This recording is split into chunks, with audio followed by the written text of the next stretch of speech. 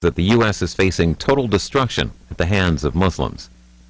She spoke about her book recently at the Heritage Foundation in Washington, D.C. This is just under an hour. Heritage Foundation, of course, is interested in maintaining basic principles, the rule of law, private enterprise, limited government, and individual freedom. The challenges we face in the world today are great for all of those principles. We're pleased today to have one individual who has had first-hand experience with some of the political challenges we do face around the world. Our featured speaker this morning is Brigitte Gabriel, a journalist and news producer. Ms. Gabriel began her career as the news anchor for World News, the evening news broadcast for Middle East television, seen weeknights throughout Israel, Egypt, Syria, Jordan, Cyprus, and Lebanon. She reported on the Israeli security zone in Lebanon and the Palestinian uprising in the West Bank as they unfolded. She is a former production coordinator for ARD, that's German television, in South Lebanon, Gaza, and the West Bank. She is also the former satellite video distribution coordinator for Worldwide Television News Studios in London. After relocating to the United States in 1989, she founded an entertainment company providing services to national and international media clients. Then in 2002, she founded the American Congress for Truth, a nonprofit organization dedicated to supplying information about the ongoing Middle East conflict. She appears often on news and information television shows and talk radio programs. She is fluent in 4 languages: Arabic, French, English, and Hebrew. Hers is a personal story, one I look forward to hearing, and one from which we can better understand the threats faced by the free world today. Brigitte, welcome to Heritage.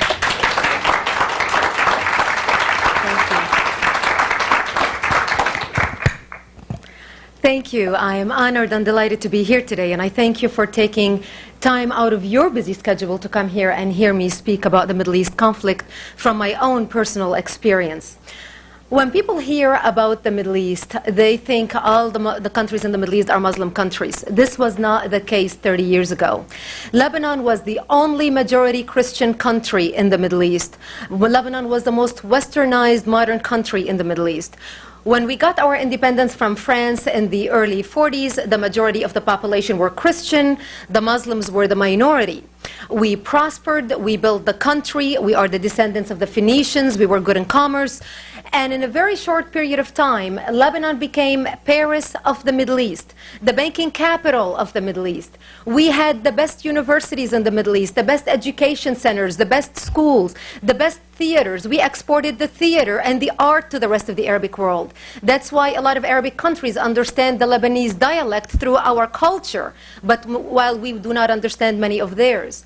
We had open borders. We were a very multicultural society. We allowed people to come into our country freely and study in our country. They usually graduated and stayed there because our country offered them the best economic perspective for a job in the Middle East, even though we didn't have any oil. That was Lebanon. The situation began to change gradually as the Muslims started growing and becoming more than 50% of society. We, the Christians, do not multiply as much, while the Muslims, not many, but most of them, a lot of them are allowed to marry up to 4 wives at a time. This is how they multiplied. We started shrinking, they started growing. The most famous Muslim in the world today is Osama bin Laden. Osama bin Laden is 1 out of 53 children. He himself has 27 children. Between father and son, they have produced 80 children. How many people do you know, my dear friends sitting in this room, have produced 80 children, if you're willing to confess? And we're not talking about his other 52 brothers and sisters. This is what tipped the scale in the Middle East over the years. And we always had our problem controlled with the Muslims until the influx of the Palestinians out of Jordan, when King Hussein kicked them out of Jordan in Black September. And actually King Hussein killed more Palestinians in Black September than the state of Israel has killed in all its existence. Lebanon, not surprisingly, being a country based on Judeo-Christian values with open borders and multicultural attitude, took the Palestinians in. We were the only country in the Middle East who took the Palestinians in for the third wave of refugees in 1970. Once they came in, they put their heads together with the radical Islamists in our country and declared holy war on the Christians. Yasser Arafat tried to establish in Lebanon a base from which to attack Israel, something he tried to do in Jordan and failed because of the Jordanian dictatorship by the king. Yet he was able to do it in Lebanon, using our laws, our multiculturalism, our tolerance, and our open-mindedness against us. The problem worsened by 1974. Christians became prisoners to their homes and towns. We stopped traveling. I would ask my parents, how come we're not going to Beirut this year for Christmas? Because the rest of my family lived in Beirut. And my father would give me an excuse, well, we decided to stay home this year, which wasn't fun for a 10-year-old child. And you have to understand, I'm an only child to my parents. My parents were married for over 20 years. They could not have any children. My mother was 55 years old and my father was 60 when I was born.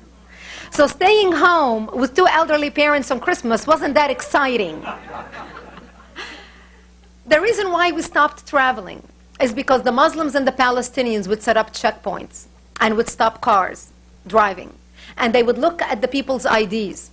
And in Lebanon, as in throughout the Middle East, our religion is identified on our ID. You are either a Christian, a Muslim, or a Jew. So when the Palestinians and the Muslims would stop the car and see that this family is a Christian family, they would get them out of the car and shoot them in cold blood. It was called identity killing at the time. We stopped traveling. That's why we became prisoners. By 1975, the Palestinians and the Muslims formed an army called Jaysh Lebanon al-Arabi, the Arabic Lebanese army, and started taking over the military bases and destroying the Lebanese infrastructure and attacking the Lebanese government institutions. The army base above my house in South Lebanon was the last army base left in the country, in the hands of the Lebanese army. This was in 1975.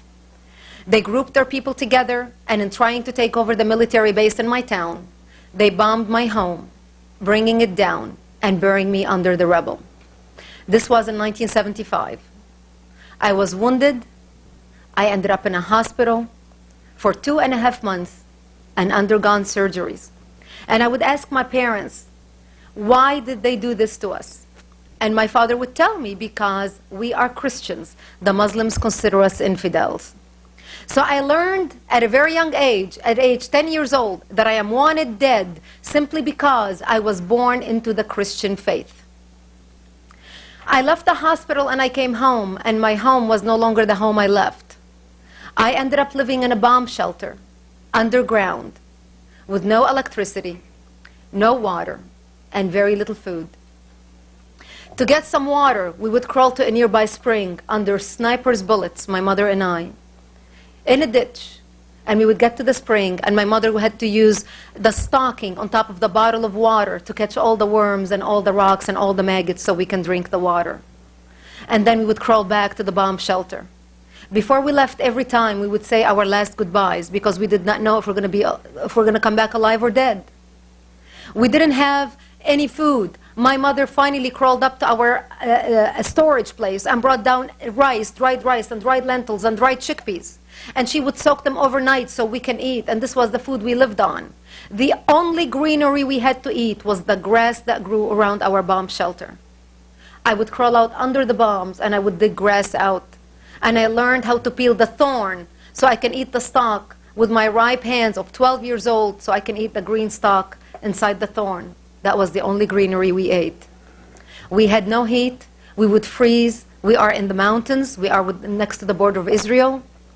My father had to break twigs from trees and pour kerosene and benzene on them in the middle of our bomb shelter, our 8-by-10 room where we lived underground.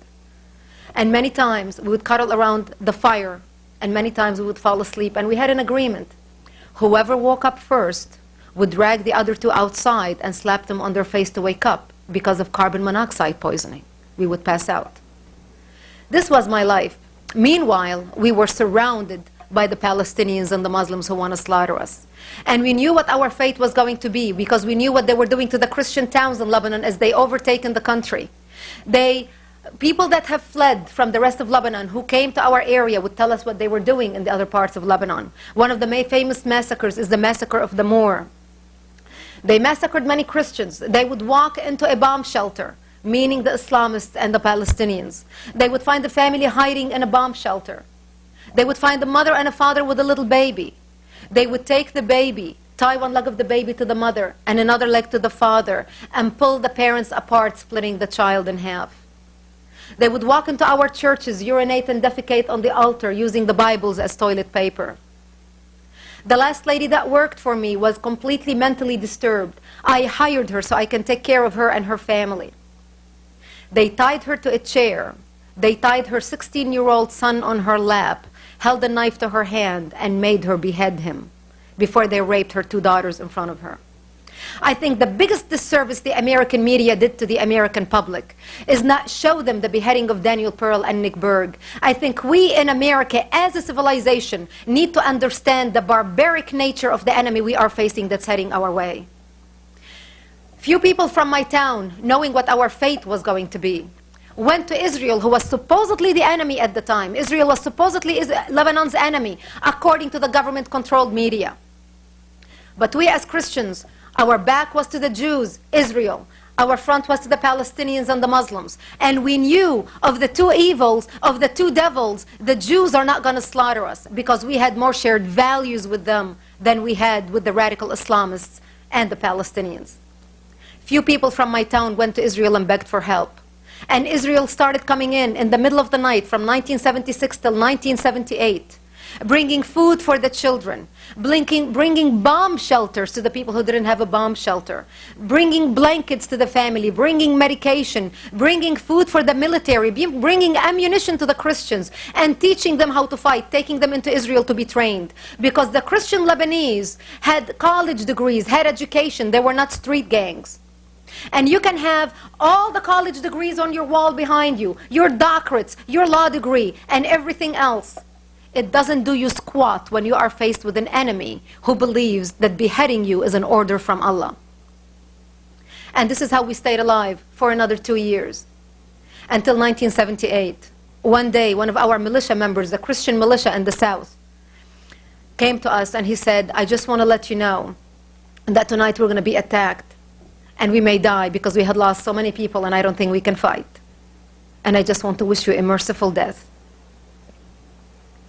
And I remember dressing in my burial clothes at age 13 because I did not want to look ugly when I'm dead because I wanted to look pretty. And I remember putting on my Easter dress that my mother had made for me. And we had a 2-hour ceasefire. And my mother was combing my long hair and tying a white ribbon in it that matched the white flowers in my dress. And I stood there looking at the little mirror in the bomb shelter crying, begging her, I don't want to die. I'm only 13 years old. The only reason I didn't die that night is because that night is when Israel came in physically into Lebanon and pushed the Palestinians and the Muslims away from our area. That was Operation Litani. We've been hearing a lot about the Litani for the last month or 2 months because of what's been happening with Hezbollah. And Israel set up checkpoints around our areas.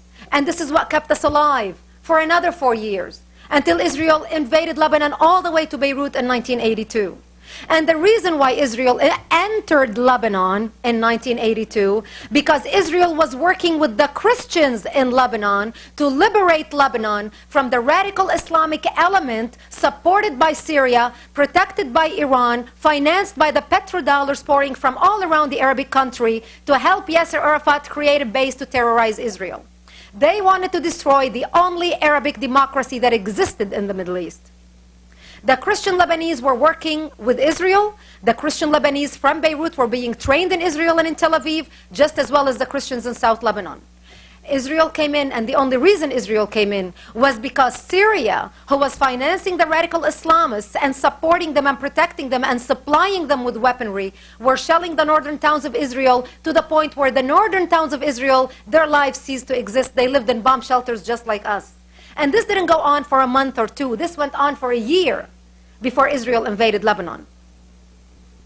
And Israel entered all the way to Beirut to push the Syrian cannons and the artillery and the machine guns so their guns would not reach northern Israel. And they were working with the Christians, hopefully, to expel Yasser Arafat and the PLO out of Lebanon and control the radical element that had taken hold of the country. Nobody in the world understood what was happening, because the Palestinian propaganda machine and the Muslim radical propaganda machine, which was well financed and oiled by petrodollars, was well at work while the West was asleep. During that time, my mother became wounded, and we had to take her to an Israeli hospital for treatment because Israel was our only lifeline. She was wounded by an Islamic shell falling in front of our bomb shelter as the Muslims were retreating when Israel was advancing into Lebanon. And I'm going to tell you a little story that changed my outlook and changed my life. Before we left the bomb shelter to take my mother to the hospital, my father handed me $60. He said, here's $60 in case you needed it, since you're going to be taking your mother to Israel. And I remember touching money for the first time in my life, because when you live in a bomb shelter, you don't go shopping. And I took the money, and we went up to the Lebanese hospital that Israel has fixed. Israel had fixed up a room, put an Israeli soldier on duty and 2 Israeli nurses to give my mother first aid. They gave her first aid, put her in an Israeli-donated ambulance, drove us to the border, which was a 10-minute drive. The driver was a Lebanese driver, actually an acquaintance of the family. We got to the border. They took my mother out of the ambulance in Lebanon and put her inside Israel into another ambulance to drive us an hour. The Lebanese driver walks around to me and asks me if I had any money for the fee for the ambulance. And like an innocent teenager, I pulled the money out of my pocket and I handed it to him. And I said, how much do I owe you? And he looks at it and he says, give me 30, which was half the money I had. So I handed him $30 and I thanked him very much. And I sat in the Israeli ambulance inside Israel to drive us to the hospital, which was an hour away. The Israeli driver treated me like his own daughter. He could see a teenager who was uncertain of what was going to happen. My mother was laid unconscious in the back stretcher of that ambulance. He treated me like his own daughter with such respect and such compassion. We got to the emergency room in the Israeli hospital of Itzfat. We got out of the ambulance, and I remember taking the money out of my pocket and handing it to the Israeli driver, thinking to myself, my God, if the 10-minute drive cost me $30, I'm sure this is not going to be enough.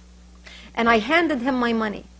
And he looked at the money and he said, what is this for? And I said, this is for the hospital, for the ambulance ride.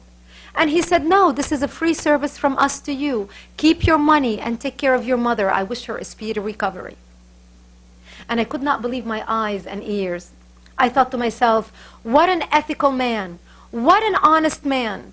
This man could have taken my money and partied all night and I would not have known the difference. Yet he didn't. And I became very angry because I realized the Lebanese driver basically robbed me. He stole my money. And he was an acquaintance of the family. That was my first lesson. And the difference in culture and values between the Arabic culture and the Israeli culture. We got into the hospital and there were hundreds of people wounded on the floor. There were Lebanese wounded brought in from Lebanon. There were Palestinian militia wounded brought in from Lebanon. There were Lebanese Christian brought in, Lebanese Muslim brought in, Israeli soldiers brought in. And I could not believe my eyes. The doctors treated everyone according to their injury. They did not see religion. They did not see political affiliation. They did not see nationality. They saw people in need and they helped. I could not believe my eyes. The doctor treated my mother before he treated the Israeli soldier laying next to her. They took my mother to the 4th floor of the hospital where 2 other Muslim ladies were brought in earlier that morning. And we were not in the room but maybe 5 minutes, and I heard all this commotion outside our window, outside our balcony, and people were running through our room out to the balcony to see what was happening. And I walked out to look what was happening. And 2 Israeli helicopters had just landed, taking out Israeli wounded soldiers brought in from Lebanon. And I stood at that balcony feeling sick to my stomach. I felt ashamed. I felt humiliated. After all, these people are wounded because of the war with my country. I didn't know how the people standing next to me are going to react to me. I didn't make eye contact with anyone. And then I felt this tap on my shoulder.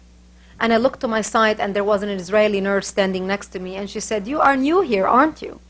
And I said, "Yes, I am. As a matter of fact, they just brought in my mother to this room." And she put her arm around me, and she said, "Don't worry, we'll take good care of her. Everything will be just fine." And I started crying. I started sobbing. Because for the first time in my life, I experienced compassion. I experienced the human quality that I knew my culture will not be able to show their enemy in their time of need. I knew if I was a Jew standing on the 4th floor or any hospital in the Middle East, I would be lynched and thrown down to my death as shouts of joy of Allahu Akbar would echo through the hospital and down the surrounding streets.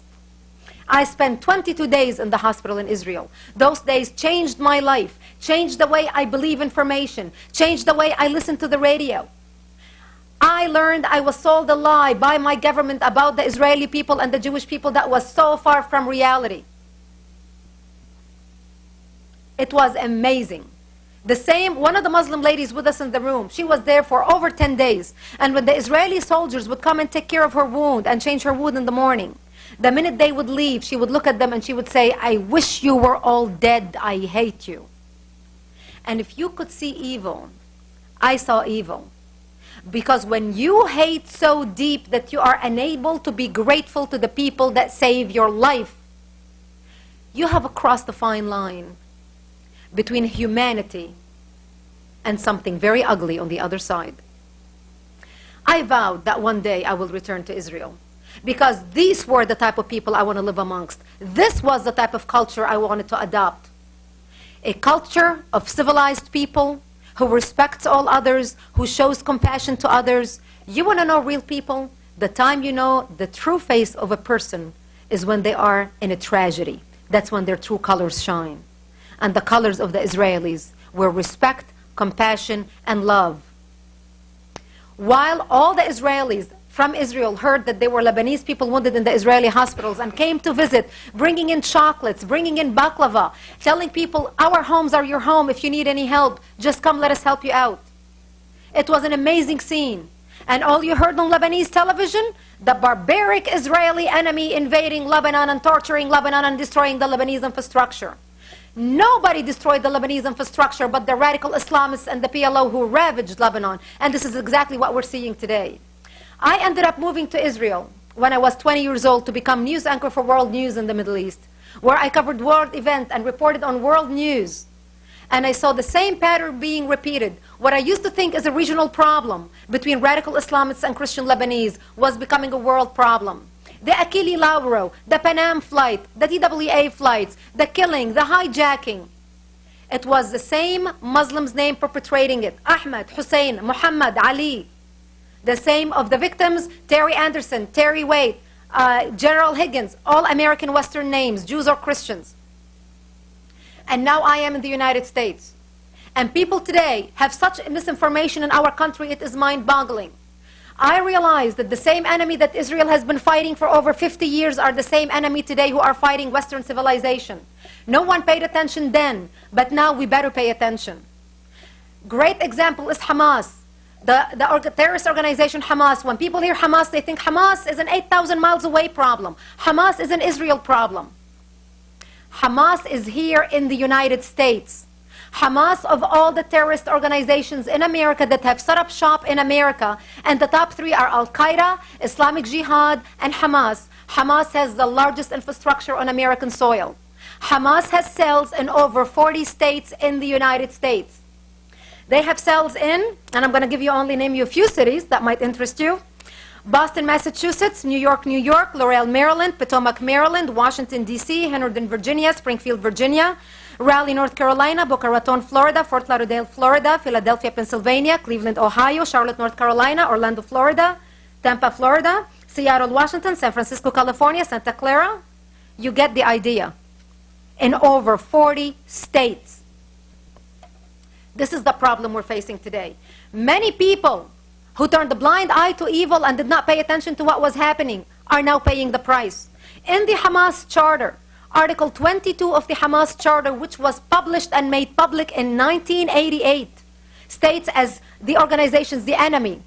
and I'm quote you verbatim, Article 22, quote, with their money, they created secret organizations, talking about the enemy, that spread around the world in order to destroy societies and carry out Zionist interests.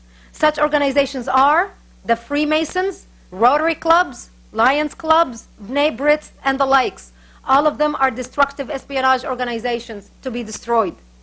You tell me, my fellow Americans, and those of you watching on television, how many of you know Lion Club members, Rotary Club members, Freemasons, who get up early in the morning in their communities to raise money and better their communities? No, they are mentioned as enemies of Hamas organization, the terrorist organization that has the largest infrastructure on American soil. We need to take political correctness and throw it in the garbage where it belongs and start educating our people. Thank you. Not only we have a problem with Hamas, we have a problem with radical Islam being spread here through the mosques in the United States, financed by so-called our ally, Saudi Arabia. Thank God for privately funded organizations that can go undercover into these mosques. One of those great organizations, our Freedom House, the Center for Freedom for Religious Studies. They went undercover into the top mosques in the United States and collected over 200 books and publications from Islamic institutions and mosques. And some of these most prominent mosques are in Dallas, in Houston, in Chicago, New York, Washington, D.C., Los Angeles, and Oakland. And they took a sample of all these books and translated them. And these books are supplied directly by the government of Saudi Arabia. And it's to teach Muslims living in infidel lands, like our land, non-Islamic land, on how to live, on how to deal with non-Muslims. In relations with all non-Muslims, these Saudi books and publications repeatedly exhort, quote, Muslims to, quote, hate them for their religion, meaning us and you and everybody else watching, to hate for Allah's sake, always oppose them in every way, maintain a wall of resentment against them. They say that democracy is responsible for all the horrible wars of the 20th century, and that attractive names like democracy, justice, freedom, brotherhood, and equality cause all of the world's problems. This is what's being taught right here in American mosques. They say that all religions but Islam are false, and that it is the religious duty of every Muslim to impose, quote, functionally Islamic government on every country in the world. This religious duty is binding in principle, in law, in self-defense, in community, and as a sacred obligation of jihad. In order to fulfill the sacred obligation of jihad, they must, quote, invade its western heartland and struggle to overcome it until all the world shouts by the name of the Prophet Muhammad and the teachings of Islam spread throughout the world. Only then will Muslims achieve their fundamental goal: all religion will be exclusively for Allah. This is what young Muslims, young and old, are learning in American mosques in the United States today. And if I may add, they are teaching in Islamic madrasas in the United States as you and I are meeting in this room. They're teaching young American Muslim students that Christians and Jews are apes and pigs because we are cursed by Allah. This is what they're learning. Now you tell me, my fellow Americans, can we dare say this type of verbiage against, let's say, can we say blacks are monkeys and gays are pigs? This type of education is not permissible. This type of verbiage is not allowed to be taught against any group of people in any religion, in any color. This is hate education. We have seen the result of this hate education in the Palestinian territories, their unleashing of suicide bombing into Israel, and this is what's being prepared right now in America today unless we wake up and identify the problem. And a few days ago, we had a report come out and say that our being in Iraq just increased a little bit the terrorist attack. It's because we are there that they are very angry with us. Well, I've got a little piece of news for everyone. Under the banner of La ilaha illallah Muhammadun Rasulullah, there is no God greater than Allah, and Muhammad is his prophet. They killed Jewish children in Israel. They massacred Christians in Lebanon, meaning the Muslims. They killed Hindus in India, Copts in Egypt, Assyrians in Syria, Armenians in Turkey, and expelled over 900,000 Jews out of Arab land. That has nothing to do with us being in Iraq, being in Afghanistan, has absolutely nothing to do with America. This is the time America needs to wake up and realize what is coming her way. And I'm going to end on this note before I open it for questions. So many times in the last 100 years, people have stood by and done nothing, allowing evil to prevail. As America stood up against and defeated communism, this is the time when America needs to come together and defend our Western democracy and defeat Islamofascism and radicalism. Because in our country and our freedom, we do not stand and do not agree with religious hatred, bigotry, and intolerance. And I urge you to act today and wake up. I thank you.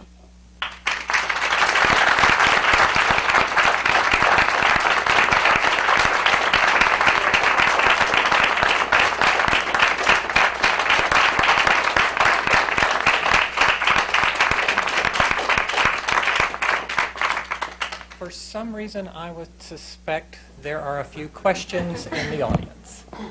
And I'll start here on the back. Just wait for the microphone, and please do us the favor of at least giving your name and an affiliation. My name is Brian Beery. I'm a journalist for Europolitics magazine. Just when you were talking about the Muslims, you sort of seemed to imply that it was a monolith with everybody holding these radical views. Do you not think that there's a large majority of Muslims that are much more moderate, and that the challenge is to work with them, to persuade, to force them, the moderates, to basically achieve victory over the radicals? Exactly. This is exactly what we need. We need to challenge the moderate Muslims all throughout the world. You know, there are 1.2 billion Muslims in the world today. Not all of them are radicals. But in the intelligence community, we estimate there are between 15 to 25% who have been radicalized. That translates into 180 to 300 million people. That's almost as big as the population of the United States. So we do have Muslims living in the United States. Where are their voices? This is the only country in the world where Muslims can demonstrate, where Muslims can march in the streets, where Muslims can speak without being intimidated by the radicals. I can understand why they cannot do it in Libya, in Saudi Arabia, in Oman, in Jordan, in Syria, in Lebanon.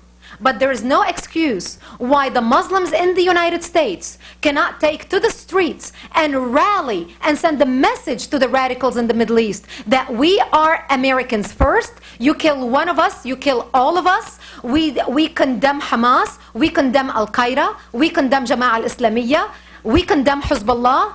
We haven't heard a blurb. Talk is cheap. Having had talking on television screen is empty verbiage, hot air just coming out. Actions speak louder than words. This is the time we need to challenge our Islamic community to take to the streets. Of all the mullahs in the United States, of all the members of mosques in the United States, since September 11th, have you seen a million-man march on the Capitol? Have you seen people come to the streets with the same passion as the radicals have and have taken to the streets in any other street in any other country? Let's talk about the passions of the Hezbollah supporters in Dearbornistan, Michigan, right here in our country. They were free to demonstrate in support of Hezbollah against the United States of America, yet we haven't seen this passion and this numbers of people coming out to the streets to defend America. Just last month, 2 reporters in the United States, Fox News reporters, Santani and Wig, were forced at gunpoint in Gaza to convert to Islam, and that was the only way they were able to survive. Now, a lot of Muslims tell us this is not what Islam stands for. If this is not what Islam stands for, and the whole world went up against the Pope, have we seen condemnation and demonstrations in the streets of any street USA condemning this barbaric behavior, 7th century behavior? Actions, my friends, speak louder than words. Our civilization is at stake, and this is the time we need to see people act, not talk. Yes. Nichols, Washington Diplomat Magazine. We got to get to the media, because you mentioned media, and they are the problem, the left-wing media in this country. They're almost against everything that we stand for in this country. I can't understand the left-wing media, liberal media. How are you going to get through your message? We can do our part as individuals. How do you reach the news organizations to change the tenor and the content of the news that's coming out?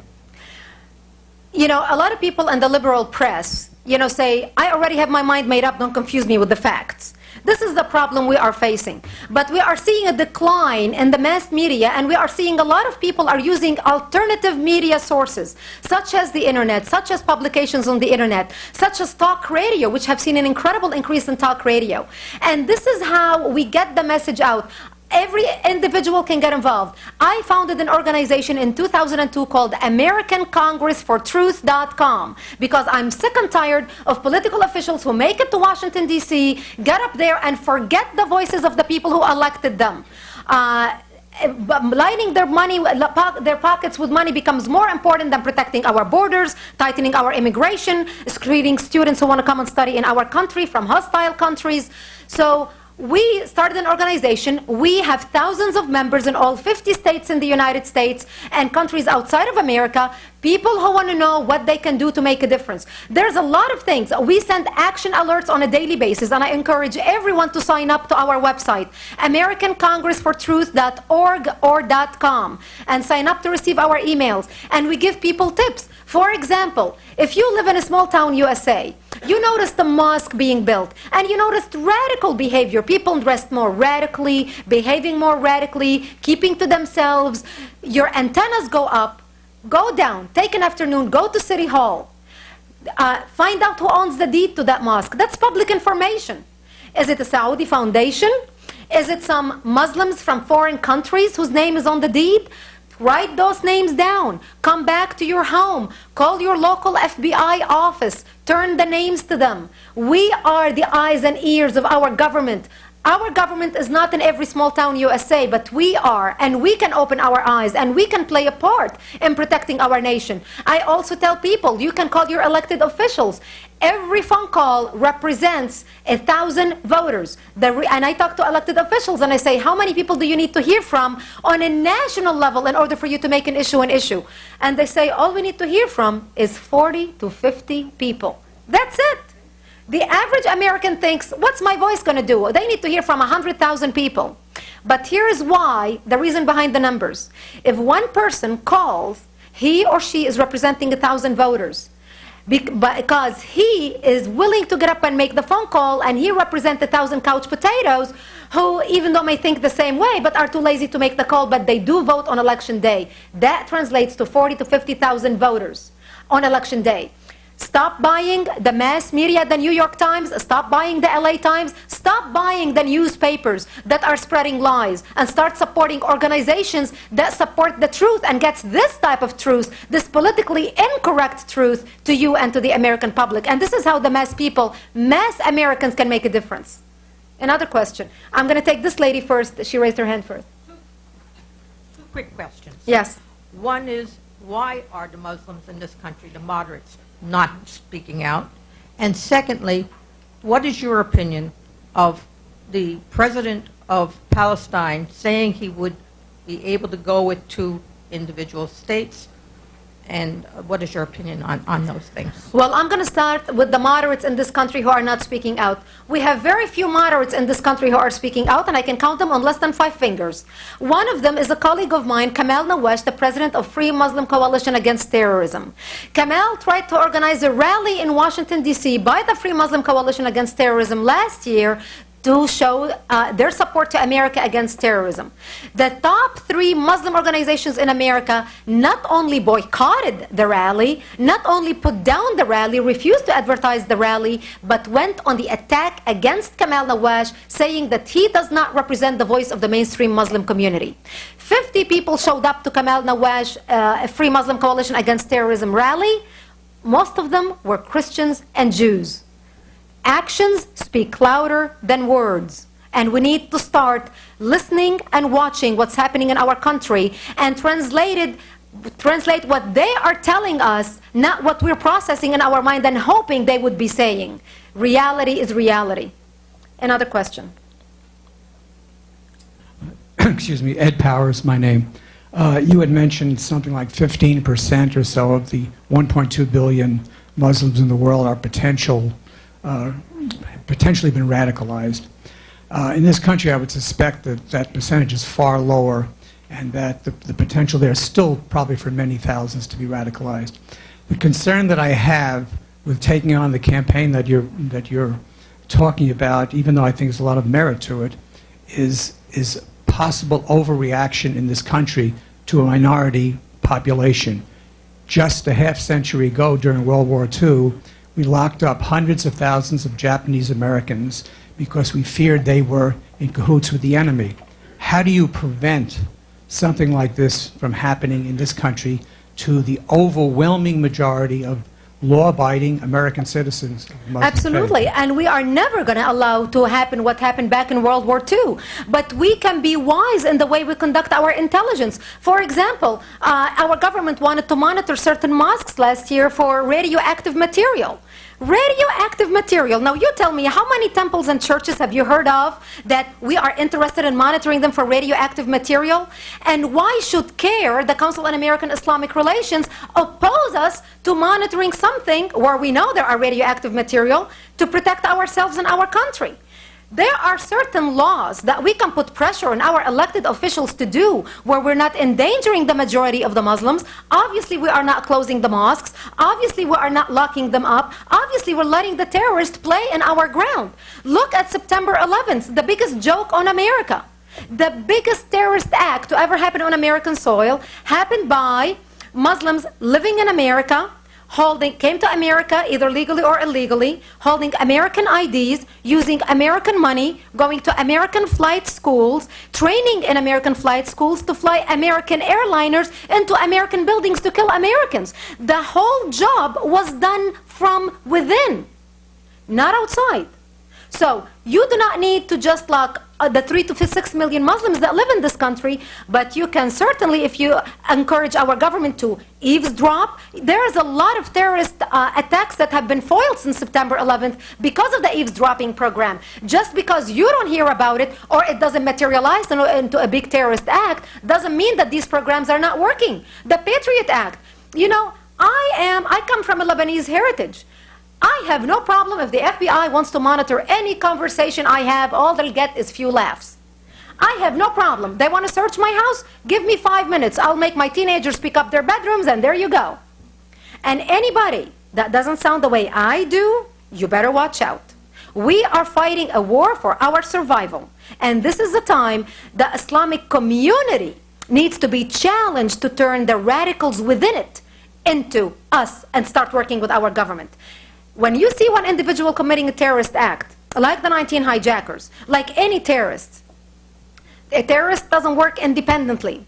A terrorist is part of a community. He is protected by a community, financed by a community, supported by a community, defended by a community, hidden in a community, nurtured in a mosque in the community. There is no vacuum in Middle Eastern communities throughout the United States. I come from the Middle East. Middle Eastern communities that live here basically just changed geography, changed territories. Everybody knows everybody's business. Walk into any neighborhood USA, walk into the Arabic grocery store, tell them, do you know Muhammad Ali, where he lives? They can tell you where he lives, how old is he, when was his birthday, if his mother is visiting in town, what business he has opened since he came to the United States. Any details that Americans will be stunned to know. And our American Islamic community needs to be challenged to turn the terrorists within it, and needs to be more active and voice their opinion more, like Kamal Nawash, like the few people that I know who are speaking out. Those voices need to come forward, and they are already forward. We just need the rest of the Islamic community to stand behind them against those who are wishing to do us harm. Yes? Okay. We're going to go to this one. We're going back here first. Hi, my name is Ernie Rosenberg, but my affiliation is, I'm here in my own private capacity. Two things. One is that even with the minimal things that we've done, the ineffective and inadequate things we've done, in Europe, the U.S. and Israel are considered more of a threat to peace than the Islamists. Right. And if we were to pursue a course like yours, how do we avoid being completely isolated? That's the first question. The second one is, I keep hearing about the overwhelming majority of peaceful Muslims, and my question is, where's the evidence that they exist? What a great question. Thank Thank you so much. I love the way you put that answer in your question. If they exist, this is a call to all Muslims living in the United States. If those of you moderates exist, and I'm talking directly to the camera, we want to see you in the millions on the streets of America demonstrating, sending a very clear message to the radical barbarians that live in the third world countries in the Middle East to condemn the barbaric acts that have been done in the name of Islam, your religion that supposedly has been hijacked. Because in our beliefs, if something of ours has been stolen or hijacked, we would scream to high heaven that it has been stolen. And we need to hear your voices if you're really upset that your religion has been stolen. Thank you.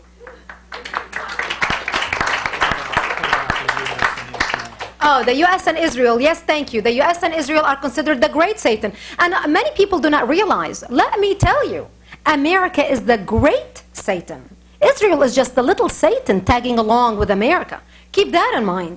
Whatever happens to Israel, happens to us. There's a saying in Arabic, أولاً يأتي السبت وبعده الأحد.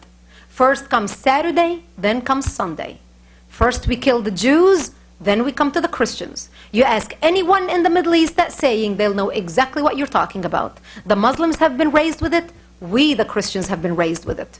So, do we care about what Europe thinks? Europe right now is Eurabia. It is no longer Europe. Europe that we know used to be Europe has died, or it's on its dying bed. You walk down the streets of the Champs-Élysées in Paris, and what do you see? Women in hijab and in burqa. You see more men dressed in turbans than dressed in a Christian Dior attire and couture. You walk in London, I mean, unbelievable. In Denmark, in the year 2000, before 2001, the mullahs in Denmark were declaring from their mosques that by the year 2050, they will declare Denmark an Islamic state.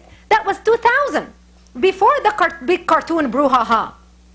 We were not paying attention, and we better start paying attention. And people need to pay attention to people who are like me, who came to this country, who escaped Islamic persecution, who are speaking up and saying, wake up America, wake up the West. We're going to be gone. We're going to be the next Eurabia unless we act now and defend our civilization. We're fighting Islamic totalitarianism. I'm going to let you ask the question. Did you ask a question yet? No. My name is Kevin Mooney. I'm a reporter with the Cybercast News Service. I have a question about the controversy with the Pope. Is there anything the news media hasn't reported regarding that controversy that you would like to see get a little bit more airtime, a little bit more play? The news and the Pope. And by the way, the Pope was quoting, a 17th century Byzantine emperor talking about a 7th century religion, Islam, about violence in Islam, and Islam being spread through the sword and through violence. And what do the Muslims do? Burning churches, killing the nun. What the Pope was talking about is what we sit around the dinner table and talk about, is what we watch on the news, and in the evening news is what we hear on the news all day long, not only in America but all throughout the world. And I mentioned earlier Santani and Wig, the perfect example of the two Fox reporters. This forced conversion just happened last month. This is the 21st century. Nothing has changed, except now they have sophisticated Western technology called guns instead of the swords. Swords. My husband told me you need to say swords instead of swords. Yes. Hello. My name is Madeline, and I am an American. And my question is, I've recently heard a lot of news about a documentary called Obsession. Yes. What is your opinion of that? Well, what can I say? I'm in the documentary, so I love the documentary. Obsession is an incredible documentary. It's a wake-up call about the threat of radical Islam to Western civilization, and I urge everyone to find that documentary and get it, see it, feature it in your community. Watch for a future program at Heritage. We're working on that. That's right. And it's a great documentary, and we need the support of people like you, of concerned Americans, who are going to support production of documentaries like these, speaking engagements for people like me to go out and spread the word. We need to come together and work together to expose the truth. Not many people are willing to do that, sadly, and that's why our work is most important. Yes. Hi, Faith McDonald from the Institute on Religion and Democracy. Thank you so much. Thank you. One thing, I recently saw Obsession, and something that I felt was left out was the connection with Sudan. And I know you mentioned Sudan in your book. I think we need to connect the dots all around the world. Exactly. And I just wondered if you have any contact with southern Sudanese or Sudanese from the Nuba Mountains. The Muslims in the Nuba Mountains are the kind of Muslims you're talking about. They're the peaceful ones, and they want a secular democracy. But they would be a good contact for you and for all of us who want to work on stopping this. Yes, we are working with different groups, and that's a great point, and I mentioned it in my book. Sudan, Indonesia, all around the world. Right now, as I'm speaking to you, there are conflicts in 44 countries around the world between Muslims and non-Muslims. Where is the voice of the moderates? We are not hearing it. All you hear about is the terrible acts committed in the name of Islam, but you don't hear the voices of the moderates. And the moderates are being silent, just like in Lebanon with this last war with Hezbollah and Israel. The Sunnis and the Christians are adamant against Hezbollah. They want the same old democratic Lebanon back. Prime Minister Siniora, who is a Sunni, who absolutely hates Sheikh Nasrallah, who's the head of Hezbollah, in the first 2 days of the war, Minister Siniora came out and said, how dare Hezbollah start a war without consulting with the Lebanese government? They had no right to kidnap the Israeli soldiers. Within few days, you saw the Prime Minister change his song and dance. The reason why? Because Hezbollah sent death threats to members of the Lebanese parliament that if you say anything against Hezbollah that makes Hezbollah look bad, you will face the same fate like Prime Minister Hariri. You will be killed. And this is why you started seeing more people in the Lebanese government be intimidated and talk about Israel is the enemy, Hezbollah is our hero. And by them appeasing the enemy and talking like this, look what Nasrallah did in Lebanon a few days ago with the rally they held in Lebanon. We want to overthrow the government of Lebanon and we want to make the government. Appeasement doesn't work. It's like feeding the crocodile, hoping you will be the last person to be eaten. And you will be the last person to be eaten. You've got to kill that crocodile in order to ensure your survival. And this is what we're seeing all around the world today. And it needs to stop. One more question. Frederick Peterson, U.S. Freedom Foundation. I have first a brief comment and then a question for you. The comment is in response to the question previously given in concern for internment camps and a dramatic response to the threat within. Perhaps the primary question that must be answered for all of those who worry about excessive response is, are we or are we not at war? And the answer to that question will elicit the correct response, presuming we have the correct answer. Secondly, I'm concerned with Iran and Ahmadinejad. And I would like your comment and observation on what degree of credibility do you give to him, how much is act and how much is reality, and what would be the threat of a nuclear-armed Iran and the consequences of that to us? Thank you. Iran is the biggest danger we are facing right now. Ahmadinejad is credible, credible, credible. Listen to every word he is saying. He is going to follow through on every word he is uttering. The minute Iran finishes their nuclear reactor or nuclear bomb, they will use it against Israel and wipe Israel off the map. And that doesn't only start with Israel. Their eyes are going to be next on the United States. The same thing happened to Hitler. When Hitler even wrote a book called Mein Kampf, My Struggle. That's what, Mein Kampf means. And he said exactly how much he hated the Jews and what he wants to do with the Jews. People said, oh, this guy is a lunatic. This guy is a madman. Well, guess what? Listen to what the madman is saying, because he is going to follow through on his threat. While we are wasting time beating around the bush, talking about UN sanctions, sanctions. I mean, these people could care less about sanctions. Face reality. You can have sanctions from now until the sun comes down. It doesn't affect them one bit. Remember, these people are used to living in poverty. They can very easily live on a bowl of rice. They do not need to go furniture shopping nor clothes shopping. They can survive. Don't look at their standards and compare it to the standards of the United States. Sanctions are not going to affect them. Not to mention, we're going to have our enemies helping them, smuggling to them whatever we cut off from them. So he will follow through. He is not going to respect anything the UN says, because look what they did with Saddam Hussein. So what's going to change? He's got another 12 years to go. Only in 2 years he'll finish his nuclear bomb. And this is why it is so important to act. And we need to realize that Ahmadinejad is driven by an ideology of bringing back the 12th Imam, the hidden 12th Imam. What makes Ahmadinejad much more dangerous than Hitler is Ahmadinejad believes that the 12th Imam, who is hiding, who disappeared in a well, the only way he is going to come back is by creating chaos and catastrophe to bring about the Mahdi, where Islam is going to reign supreme. Even though Christians and Jews believe in the coming of the Messiah. The Jews believe the Messiah is going to come, and then we're going to have peace on earth. The Christians believe Jesus is going to return, and then we're going to have peace on earth. But as Christians and Jews, there is nothing we can do as people to ensure what time or how we can bring them back. In Islam, especially in the Shiite religion with the 12th Imam, the Mahdi, you can actually participate as a believer in bringing about this catastrophe to bring in the Savior. And this is where Iran is heading. And one of the Khomeinis was speaking to high school students 2 months ago, addressing the conflict with Israel. He said, even when we bomb Israel, he didn't say if, he said when we bomb Israel and wipe Israel off the map, it's a win-win victory for us, because not only we would have killed all the Jews according to Allah, but even if they bomb us back, and even if we lose millions, we will die as martyrs and go straight to heaven to sit on the right arm of God. So it's a win-win situation for us no matter what happens. See, this is an ideology of death that we as civilized nation has no point of reference to.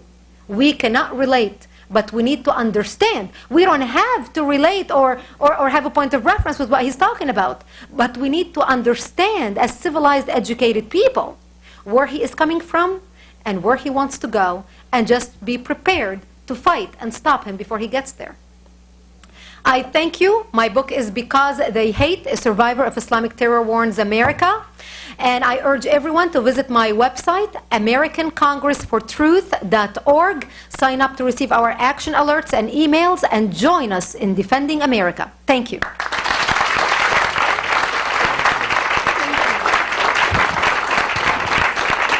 Brigitte Gabriel is the president and founder of American Congress for Truth. For more information, visit AmericanCongressForTruth.org.